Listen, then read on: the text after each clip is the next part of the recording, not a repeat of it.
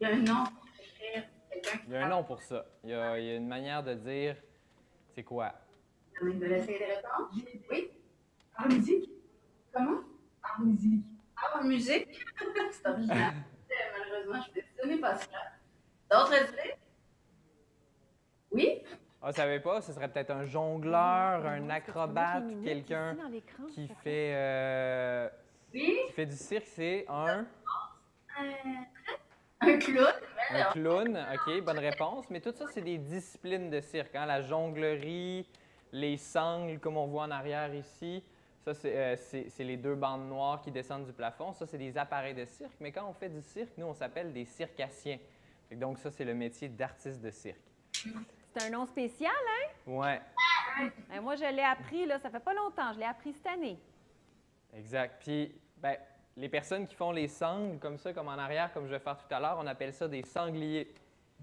C'est pas des noms spéciaux, Fait que c'est spécial, mais regardez, pour commencer, moi, je pourrais peut-être vous parler un petit peu de comment j'en suis arrivé à faire du cirque dans ma vie. Fait que, un peu, moi, tout jeune, j'ai commencé à faire de la gymnastique à l'âge de 4 ans, puis j'en ai fait jusqu'à l'âge de 13 ans. Puis à 13 ans, ben, j'ai décidé que la gymnastique, ça m'intéressait plus ou moins parce que c'était comme l'esprit compétitif, tout ça. Puis c'est ma mère qui m'a initié à faire du cirque, donc à l'École de cirque de Québec. Donc j'ai commencé à 13 ans à l'École de cirque de Québec. Puis bien évidemment, j'ai eu la piqûre, j'aimais ça. J'aime beaucoup être devant des gens, performer, transmettre mon art. Donc c'est ça, j'ai fait l'École de cirque de Québec, puis l'École de cirque de Montréal. Puis ensuite, j'ai été travailler partout dans le monde. Hein. Nous, avec le cirque, on fait des tournées, pas juste au Québec, mais pas juste à Québec, pas juste au Québec, mais partout dans le monde. Fait que j'ai travaillé pendant quelques années, puis ensuite on a fondé avec des amis la compagnie Flip Fabrique, qui est à Québec, qui fait des fois des shows d'été, soit à l'Agora du Vieux-Port, ou soit, vous nous auriez vu soit à l'Agora du Vieux-Port, ou soit au Centre Vidéotron. Donc c'est ça pour ma part pour le cirque. C'est quand même un cirque qui est dans la ville de Québec même. Oui. Hein? On est ici aussi pour vous montrer que vous avez dans votre propre ville plein de choses intéressantes à découvrir. Comme Flip Fabrique qui est à Québec, puis les Violons du Roi aussi qui sont à Québec. Savez-vous où est-ce qu'ils jouent, les Violons du Roi? C'est un orchestre de 20 musiciens, ou 15 musiciens. Ah, il y a quelqu'un qui sait où les Violons du Roi jouent? Ben oui, c'est ça! On joue au Palais Montcalm. Donc, Madame Angélique, je dois vous dire que là, vous parlez à des élèves qui, l'an passé et l'année précédente, ont eu la visite de M. Raphaël des Violons du Roi. OK, donc est-ce qu'ils ont vu le concert? Donc, ils sont allés au Palais Montcalm. C'est comme leur troisième année là, en collaboration avec les Violons du Roi. Alors, OK. Excusez-nous, là. Nous, on s'adapte, hein, parce que là, on vous voit dans des écrans, fait qu'on ne sait pas nécessairement, là... Non, c'est ça. Ben là, les plus grands, en fait, à partir de la quatrième année, ils ont vécu au moins une année l'activité avec M. Raphaël et le spectacle au Palais Montcalm. Donc là, on a des cinquièmes années. Ils connaissent les Violons du Roi, donc je vais pouvoir sauter quelques étapes, alors.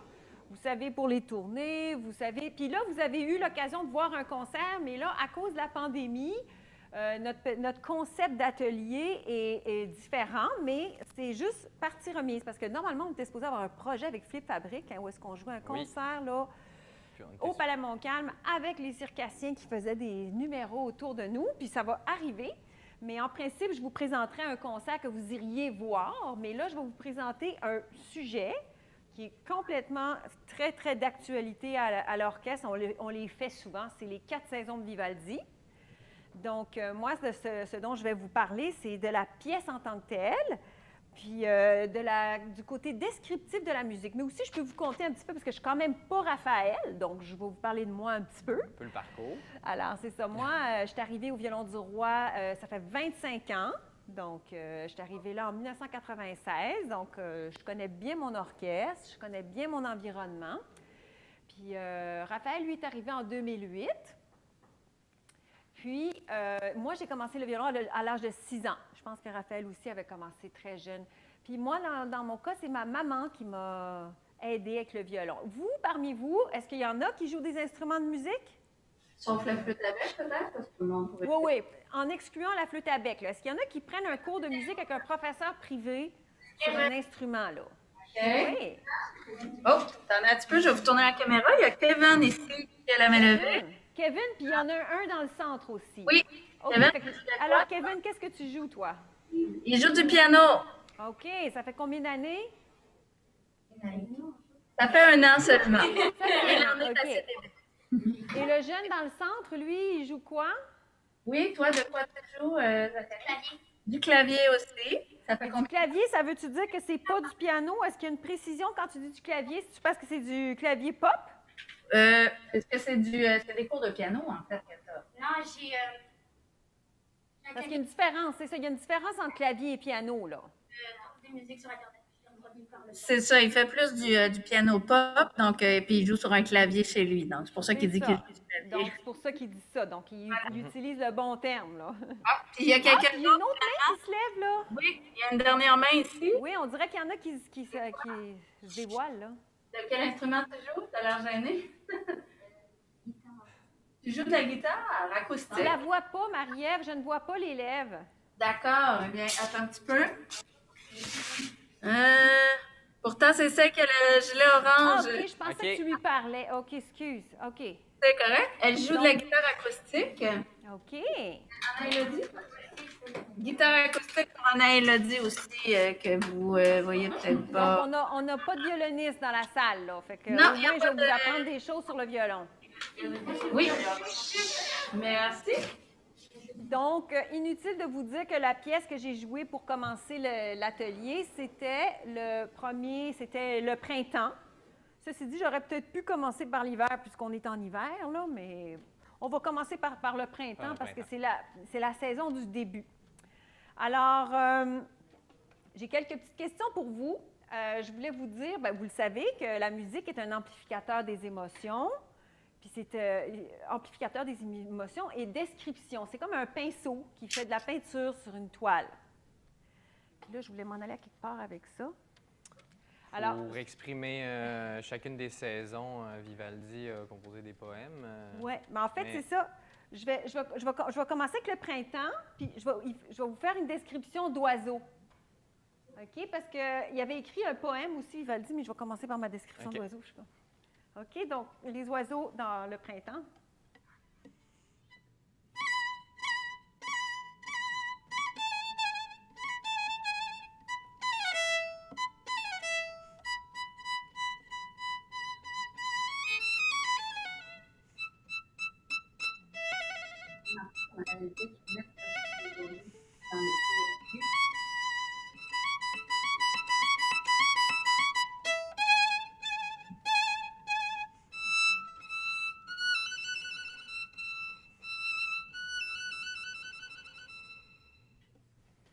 Est-ce que ça ressemblait à un oiseau?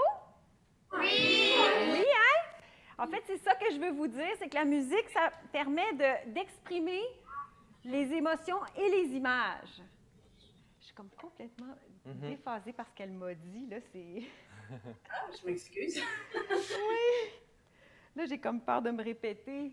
Est-ce que vous savez, bon, donc vous avez vu un concert au Palais Montcalm, Oui. donc vous savez c'est quoi la musique classique, vous savez c'est quoi la différence entre la musique classique et la musique populaire? Oui. Alors, est-ce que vous saviez que Vivaldi, d'ailleurs, qui connaît les 4 saisons de Vivaldi? Il y a quelques mains qui se lèvent timidement, mais la majorité ne lève pas la main. OK, donc vous ne connaissez pas ça. Et pourtant, Parfait. il y a 2 ans, le projet s'appelait Vivaldissimo. Hein, il y a 2 ans.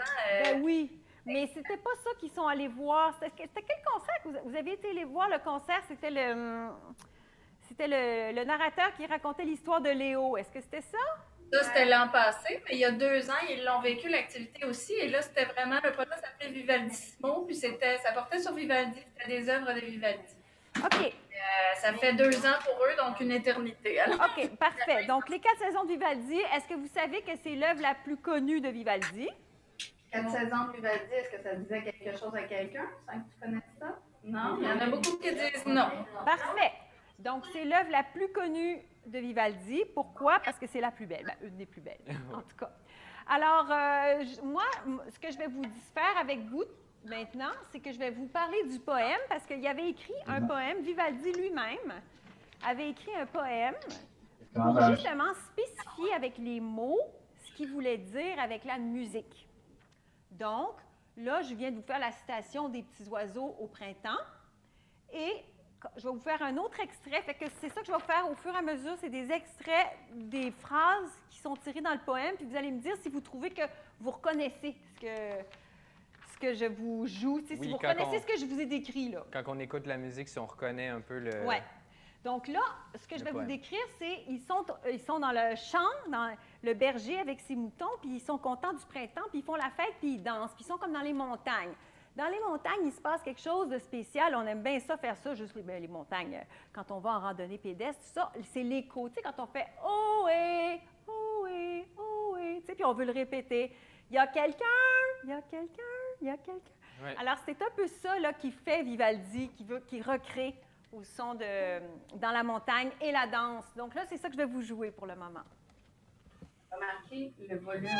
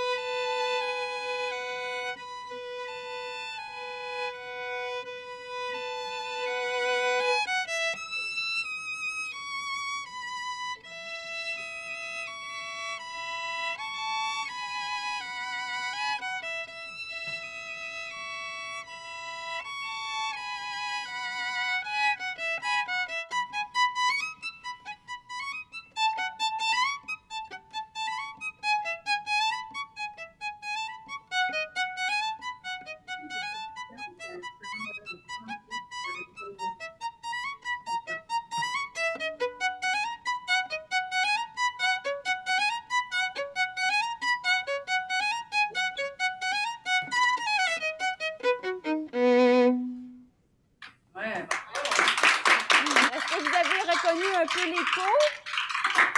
Je demande si vous avez entendu l'écho. Oui. Oui. Oui, bon. On a une question. Oh. Est-ce que vous êtes prêts à y répondre? Oui. Oui. La quatrième balle. Monsieur Hugo, d'où avez-vous sorti votre quatrième mystérieuse balle qui est apparue? La question. J'ai été la chercher ici, mais c'est parce que j'ai continué à jongler, puis je l'ai monté avec mon pied. Ha ha! Avec magie. Ça apparaît d'en bas. Il fait toutes sortes de trucs, lui. Ça l'inspire, lui, les musettes puis les chants dans les montagnes. Je vais chercher un petit peu comme l'écho dans la musique, aller chercher aussi la même chose avec le cirque.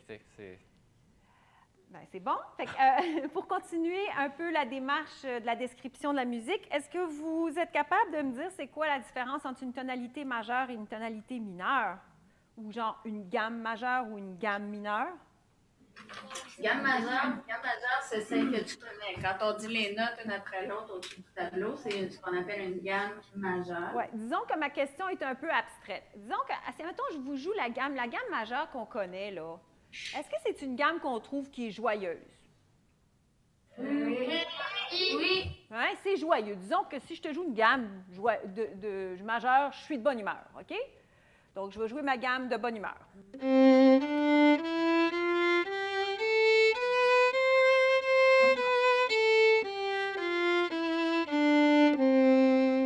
Maintenant, une gamme mineure, c'est un petit peu plus triste. Hein? Je vais vous la montrer, je vais vous la jouer, voir. Les notes sont...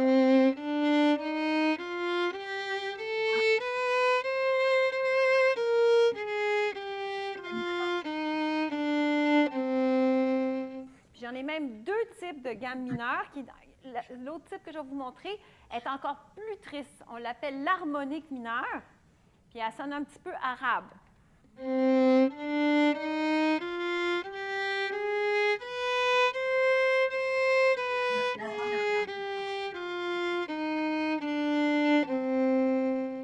On a de grands comédiens, Mme Angélique, qui pleurent toutes les larmes de notre corps.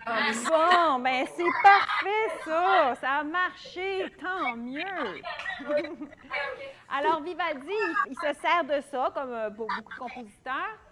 Donc, la saison de l'été est une tonalité mineure. Pourquoi la saison de l'été est une tonalité mineure? Parce que c'est quand même une saison tragique. Tu sais, on a les canicules, on a les orages, on a des gros coups de vent. Donc, il a choisi une tonalité mineure. Et là, je vais jouer le coucou.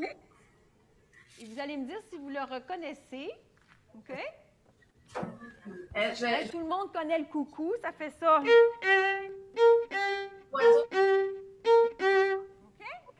Vous allez voir que dans le solo qu'il a écrit, Vivaldi, il imite le coucou.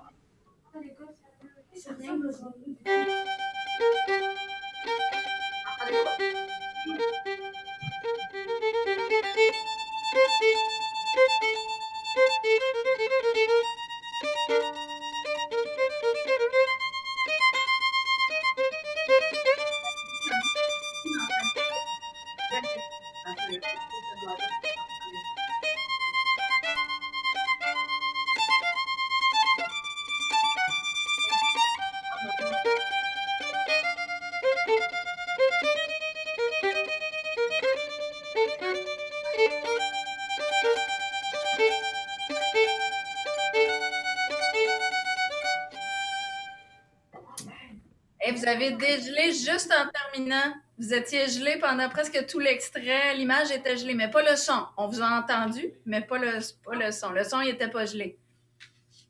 Le son n'était pas gelé. Est-ce qu'on a reconnu le coucou? Est-ce que vous avez reconnu ce Ils l'ont entendu. Regarde, tu peux aussi sortir, hein? Si ça ne t'intéresse pas, que tu niaises, moi, je peux te sortir. Fais le bon choix. Excusez-moi. Donc, ils ont entendu le coucou. C'est vous qu'on entend un peu moins maintenant. Ah bon, là, est-ce qu'on m'entendez? Non plus. Bon, ils ne m'entendent pas. Ah, oui, on vous entend là. C'est bon. OK. Bon. Alors, pour continuer l'aspect tragique de l'été, évidemment, je parlais des orages et des éclairs et de la grêle et tout ce qu'on voudra. Fait que là, je vais vous jouer le super solo le plus connu à vie des 4 saisons de Vivaldi. Me permettez-vous de les coucher avant? Pardon? Me permettez-vous de leur faire un petit push pour qu'ils puissent vous accompagner avec leur foulard? Oui. Oui. Parfait. Alors, je fais le push. Tu peux prendre ton foulard. On va suivre la musique avec le foulard. Ça va vous faire vous donner un peu. Simplement, il y en a qui vont congé. Tu peux revenir chercher ton quand je t'aurai couché.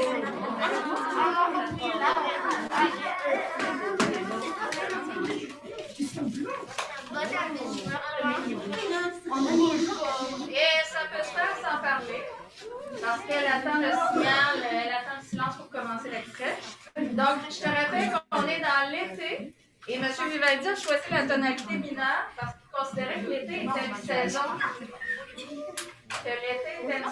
tragique, intense, extrême, et c'est notamment à cause des orages. Donc, c'est ce qu'elle va symboliser avec la musique. Tu peux suivre avec le foulard. Prêt? Allez, les femmes voilées, là. Nous sommes prêts, Madame Angélique. OK, j'y vais.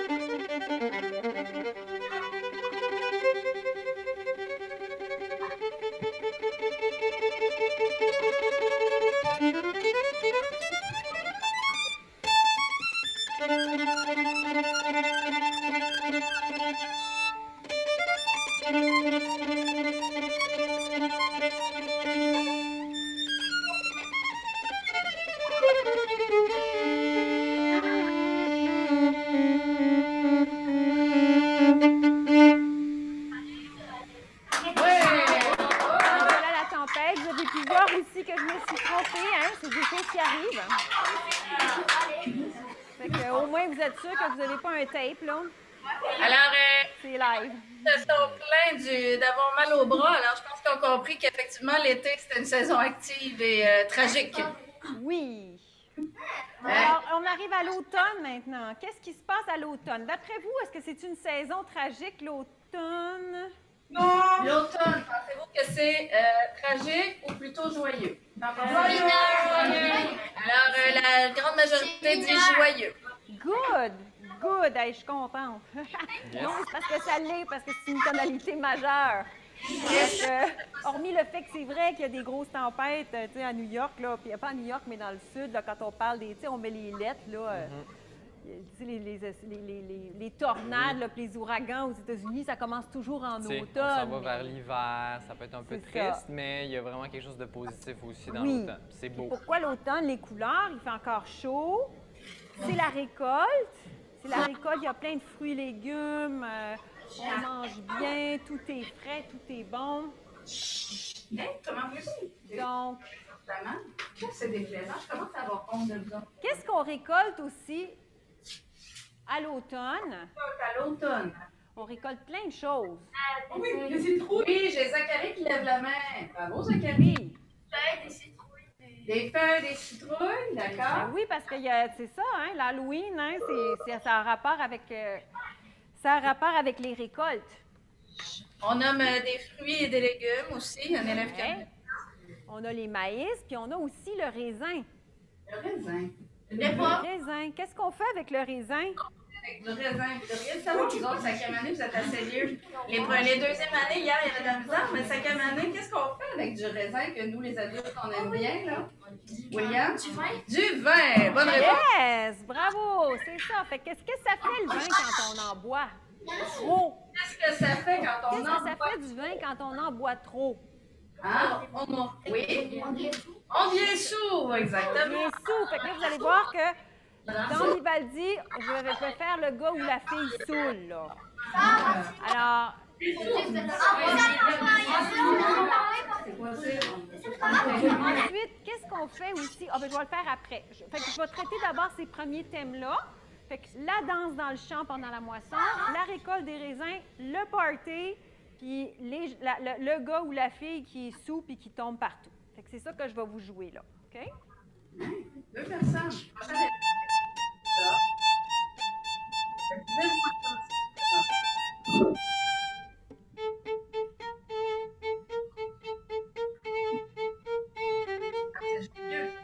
Majeur.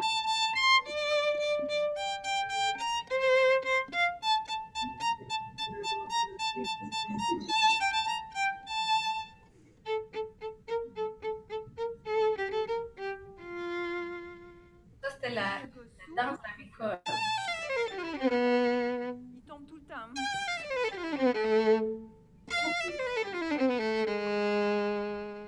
Il essaie de se relever. Oui, c'est clair.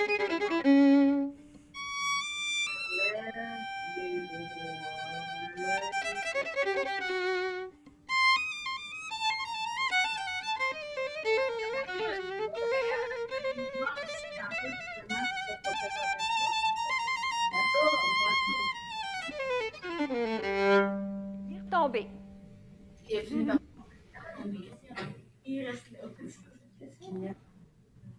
Fait que, je pense que je vais aller à l'hiver. Non, on va le faire. J'ai une question ici pour M. Hugo. Qu'est-ce Falilou. qu'on fait d'autre durant l'automne? Ah, Falilou avait une question. Je suis juste. Il disait que M. Hugo devait avoir mal au bras en faisant des sangles. Est-ce que vous avez mal au bras, M. Hugo, en faisant des sangles? Oui. Ben oui, en fait, c'est sûr, ça fait mal, ça fait un peu mal, mais c'est comme tout, non? Comme il faut souffrir pour être beau, là. On s'habitue à la douleur, mais effectivement, j'ai des marques sur le poignet de la sangle, là, fait que ça peut faire mal, oui.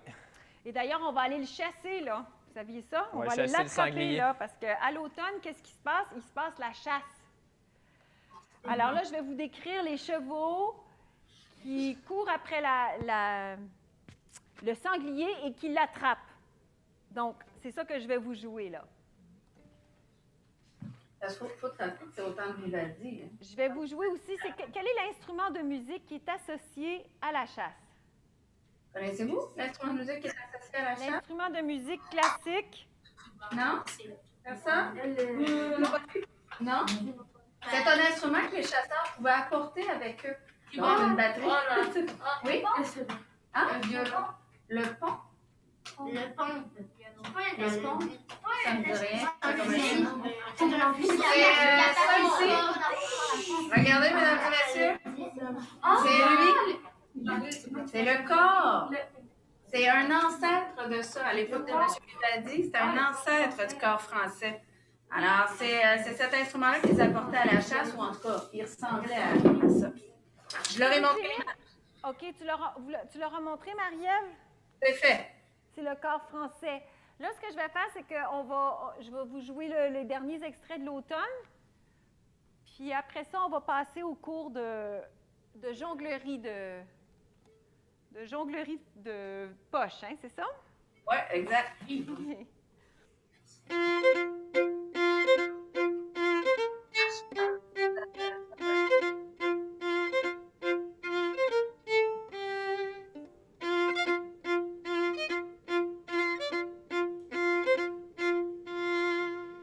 Ça, c'est des chevaux. C'était Maintenant, les corps.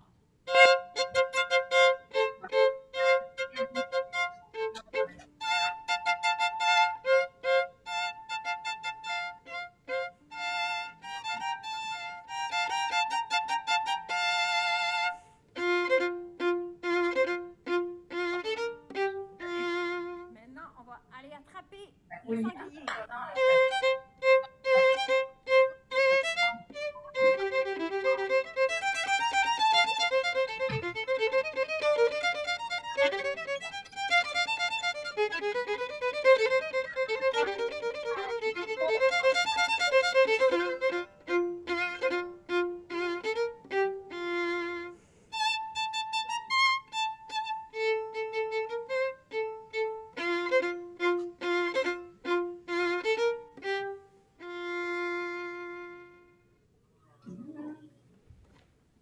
Et voilà. Là, maintenant, pour être sûr qu'on a le temps de faire la section du jonglage, je vais passer la section de l'hiver de Vivaldi. Pour qu'on ait le temps de pratiquer la jonglerie, là. Parfait. Ben, je pense que vous avez tous une poche en dessous de votre chaise. Si je ne me trompe pas. Donc, on va se lever, on va prendre notre poche dans les mains, on la lance pas pour l'instant. On est stand-by. Fait qu'on peut se lever. Ouais, soyez pas gênés avec l'écran. là. Et on écoute un peu. OK. Donc, ben, la jonglerie, c'est sûr que ça prend beaucoup de pratique. Fait que là, je vous donne quelques petits trucs en je vous dirais, une dizaine de minutes, là, mais ramenez ça à la maison, puis pratiquez. Puis éventuellement, en quelques heures par jour, disons 20 minutes par jour, pendant peut-être 2-3 semaines, vous allez peut-être être capable de jongler à 3 balles. Donc, pour l'instant, on veut juste se pratiquer à lancer la balle, la regarder, puis être capable de la rattraper. Fait qu'on va juste se lancer ça dans une de nos mains. Donc, on peut prendre la balle, la main dominante ou la main qui est moins bonne. Puis là, première chose à faire, c'est d'essayer de faire un rond avec notre bras, puis de fixer notre coude. Parce que on veut pas faire des gros lancers avec notre bras. On veut juste que ce soit notre avant-bras qui travaille. Ça fait vraiment de... Ton coude est fixé, là. C'est pas tout le bras, là. C'est vraiment l'avant-bras seulement. Puis là, pour l'instant, on ne se le passe pas d'une main à l'autre. On essaie de le garder dans la même main juste pour l'instant. Puis, c'est de vraiment regarder la balle, là, de prendre une image de la balle, puis de aussi, très important, j'en vois qui font ça, qui vont chercher la balle dans les airs. Ah, Fait que faut que tu la laisses. il faut pas faire ça. Il faut laisser la balle redescendre Faut que tu laisses la balle redescendre dans ta main. dans ta main. Exact. Fait que on va pas la chercher. Quelqu'un figé. Ah non, vous avez fusé, M. Hugo. Votre image est Oui, je sais, c'est pas grave. Je vais revenir. Je suis figé. Ah. Non, mais c'est parce que j'ai arrêté de bouger pour vrai. En live, j'ai vraiment arrêté de bouger. Je suis comme ça, la balle Là, dans c'est les airs. vraiment figé On encore. va laisser la balle en l'air. Je suis revenu. Elle tienne en l'air. Je suis revenu. C'est bon. Fait que là, on a fait ça d'un côté, à gauche, à droite. On est rendu bon, on est des masters. Fait que là, ce qu'on va faire, c'est qu'on va la changer de main. Fait qu'on va croiser. Regarde ses bras, ils font comme le signe de 8. Un 8. Un signe de 8, exactement. Regarde ses mains font un 8. Essaye de faire ça. On est madame. Et tu regardes toujours ta balle. Je regarde toujours ma balle. Jamais il regarde ses mains, il regarde juste sa balle. Ah, mais tu sais, tu veux pas regarder, tu ne sauras pas à ton mou ta balle. Hein? Après ça, autre exercice. Suivant. Étape suivante, ben là, si vous n'avez pas assez de poches, vous mettez 2 par 2. Puis là, vous prenez 2 poches. 2 par 2, vous allez vous échanger les 2 poches. Donc, il y en a un des deux qui va mettre 2 poches, l'autre patient, et ensuite on inverse. 2 par 2. Il y en a un des deux qui prend les 2 poches, et ensuite c'est Une sur poche dans chaque main. Et là, regarde ce qu'il est en train de faire, les personnes qui Là, pour l'instant, pour avoir un rythme, on va faire sans changer de main, donc sans croiser. On va se lancer une balle dans une des 2 mains pour avoir le même rythme qu'un 3 balles. On les lance une après l'autre, puis on essaie de garder le même rond de bras avec les deux. Là,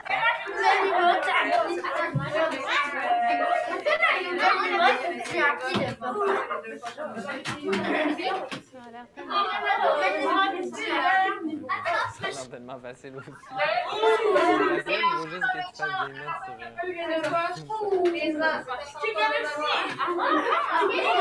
Bon. Fait que là, l'étape juste avant de jongler à 3 balles, Il y en a qui sont pas mal bons, M. Hugo. ouais, OK, ben là, on va aller à la prochaine étape. Comme ça, ils vont pouvoir savoir comment pratiquer pour jongler à 3 balles. J'ai de la misère à entendre ce qu'il dit. Ah, ben oui, j'avoue qu'il y a... Je vois qu'il y a quelqu'un... Ah, ben c'est bon. OK, ben monsieur, avec le gilet orange et gris, Salut, Lou. je vais te prendre comme exemple. C'est très bien ce que tu fais. Lance, attrape, attrape. C'est super. Sauf que là, tu le fais toujours du même côté.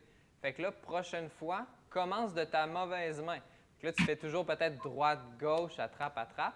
Là, maintenant, fais gauche, droite, attrape, Ah, attrape. il l'a passé, il l'a passé. Ah, Beaucoup mieux, oui. exact. Là, on essaie de ne pas les lancer en même temps. On essaie de les lancer décalés. C'est lance, Pas en même temps. attrape. Et il faut que les poches changent de main. Et on fait droite, gauche, lance, attrape, attrape. Là, gauche, droite, lance, attrape, attrape. Je lance, attrape, attrape. Oh! Ils ont échangé. Ah, mais là, regarde, moi, j'en vois qui font... Je vois des gens qui font ça. Il ne faut pas faire ça. Il faut faire ça. Il faut lancer. Donc, la balle que tu passes en bas, pour jongler à 3 balles, il faut toujours que tu lances. Attendez un petit peu, je vais regagner le silence parce qu'on entend. Ouais. Juste un petit truc pour... 3, 2, 1, chacun reprend sa poche, posez la caméra. Et on s'assoit, s'il vous plaît.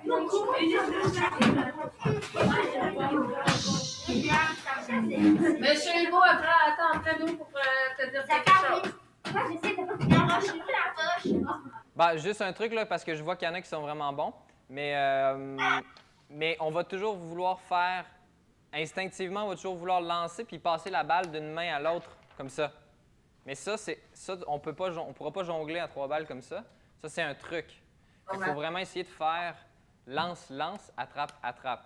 Fait que, tu sais, on voit la différence entre ça La poche, elle va se et poser ça. vite d'une main à l'autre, comme ça. Tiens, c'est pas dans l'air. Il faut tout le temps la lancer dans les airs. Puis il faut essayer de tout le temps pratiquer l'autre main, la mauvaise main, pour éventuellement être capable de jongler à 3 balles.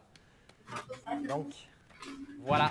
Fait que pratiquez ça à la maison, puis éventuellement, vous allez être capable. On remet la poche sous la chaise. Est-ce qu'on est prêt pour continuer avec l'hiver? Je vais finir Ouais. mon hiver, puis après Ouais. ça, on va faire notre petit numéro parce que Ouais.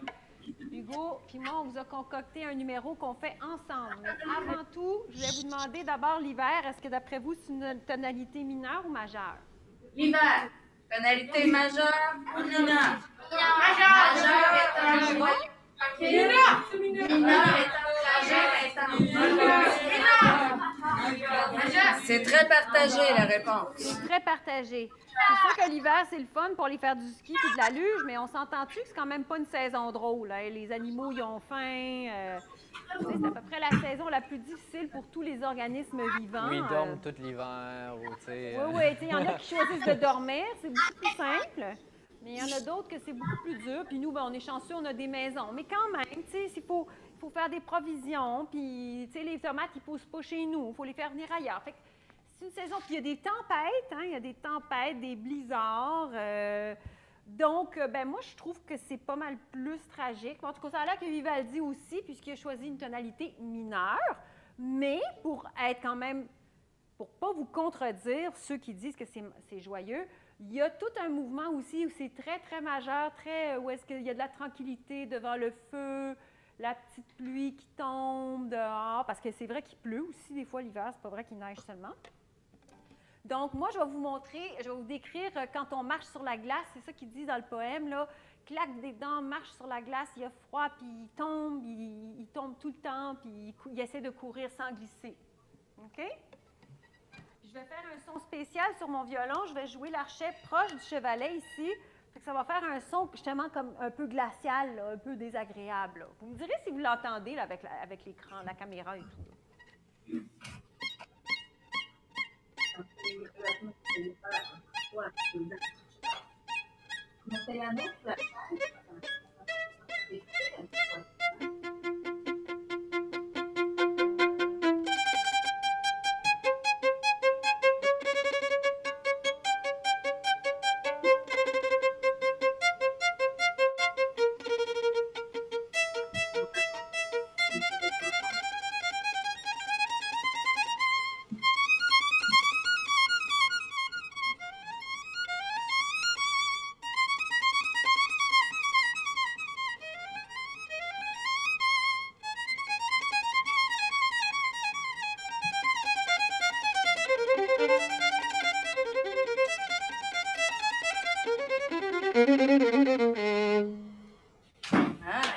Ça vous donne un peu une idée, là,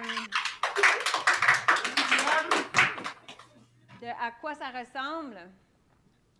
Maintenant, la petite mélodie à la pluie.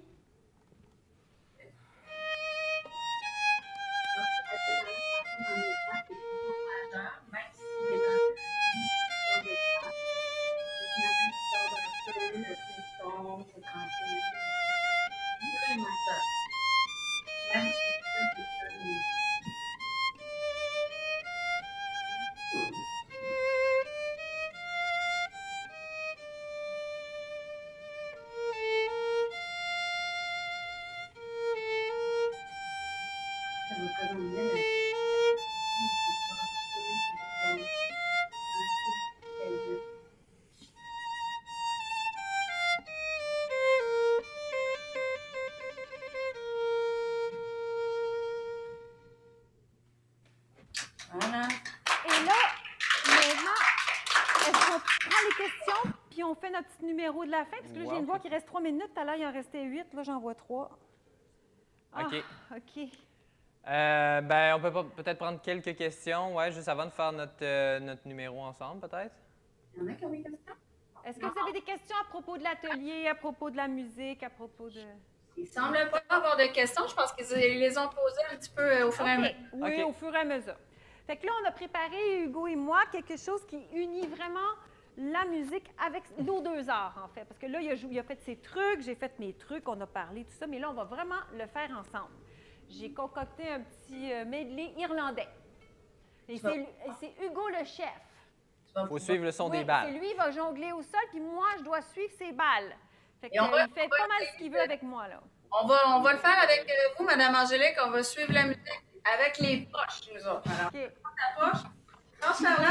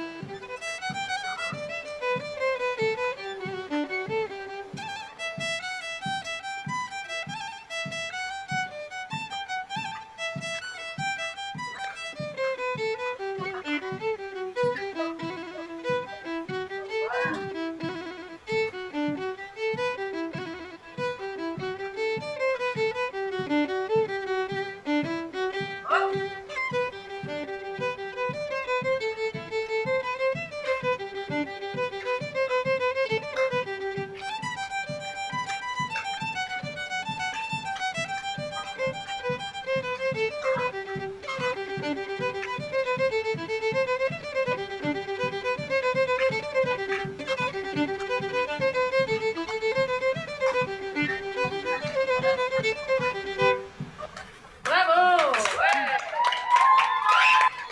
J'espère que ce petit numéro vous a plu.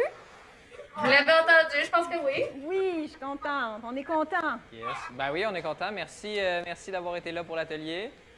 Merci à vous. Qu'est-ce qu'on peut leur dire, nous aussi? Merci. Alors, on se revoit peut-être au Palais Montcalm ou à Flip Fabrique. On Si espère. jamais vous faites du cirque ou vous aimez la jonglerie, continuez, tout est possible. On vous encourage à continuer la jonglerie à la maison. Donc, avec des objets, peut-être pas des clémentines, vous allez les poquer, mais. Alors, merci. On se dit à demain pour notre part. À demain. Ok. Merci. Bye. Bye! Tu mets ça avec les citons.